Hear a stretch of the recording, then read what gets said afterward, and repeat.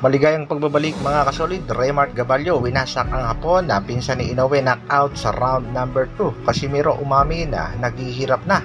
Bob Arum nagkapobya sa Pinoy, iwas ulit. Iyan ang ating mga pag-uusapan.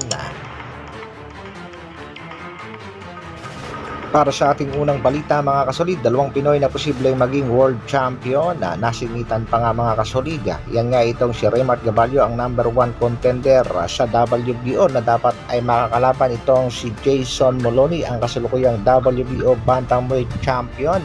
Pero nasingitan nga ng Japanese boxer na si Yusuke Takeya, siya ang lalaban kay Moloney. Ang isa pa nga mga kasolid ay itong si Vincent Acero Astrolabio, ang number 1 contender naman sa WBC na nasingitan din ng Japanese boxer na si Junto Nakatani. Napakalaki sana ng tsansa nitong si Acero Astrolabio na manalo kung sakaling nakalaban niya itong si Alexandro Santiago na ninockout nga lang nitong Japanese boxer na si Junto Nakatani.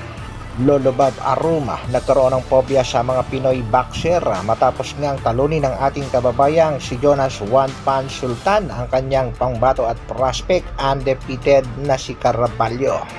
Hindi nga makapaniwala itong si Bob Arum na tatalunin ni Sultan itong si Caraballo, kaya sa kasalukuyan ay todo iwas itong si Bob Arum sa mga malalakas na Pinoy contender tulad na lang itong si Raymart the Assassin Gabalio. Iniwas niya din ang kanyang alagang si Jason Moloney. Ganon din ang ginawa ni Bob Arum sa ating pangbatong si Cuadro Alas General Casimiro at gumawa nga ng mga dahilan upang makaiwas din ang Japanese monster na alaga nga ni Bob Arum, Naoya Inoue. Ilang mga kadahilanan kung bakit umiwas si Bob Arum dito kay Raymart Gabalio. Unang-una nga ay tinalo na nitong si Gabalio, itong si Emmanuel Rodriguez ang tumalo kay Jason Moloney. At ang ikalawa dyan mga kasolid, kitang-kita ni Bob Arum kung paano winasak ni Gabalio ang pinsan ni Naoya Inoue na si Yuya Nakamura, at sa katunayan ito nga si Gabalio ang nagparetiro dito sa Japanese boxer. Panoorin natin mga kasolid ang kaunting highlights ng naging bakbakan nitong si Gabalio at ng Japanese boxer. Sa unang round pa nga lang ng kanilang bakbakan mga kasolid ay pinabagsak na agad nitong si The Assassin ang Japanese boxer na pinsan ni Naoya Inoue. At pagdating nga mga kasolid ng round number 2, dito na tinapos ng Pinoy ang laban. Knockout nga itong Japanese boxer. At ito nga mga kasolid ang pinakahuling laban nitong si Nakamura at tuloy na nga umalis sa pagbaboxing, nagretiro na.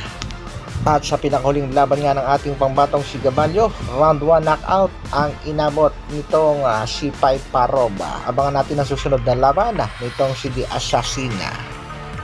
Sa kabilang balita naman mga kasolid, pangbato natin si Cuadro Alas General Casimiro. Ayon nga sa ilang mga haters, kritiko at bashers, naghihirap na nga daw ang ating pangbatong si Angas ng Pinas. Sinagot naman niya ng ating pangbato at meron niyang inamin na naghihirap nga daw sa pagtulong.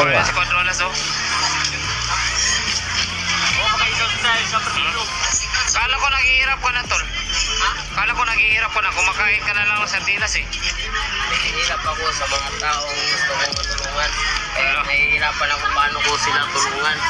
Kaya kayo guys, paano tulungan natin yung sarili natin na makaangat sa buhay. Kaya tayo, nandito tayo, chill lang tayo at tuloy-tuloy yung ensayo natin araw-araw. So, let's go. Ano na to? Sikat na to eh. 4 million.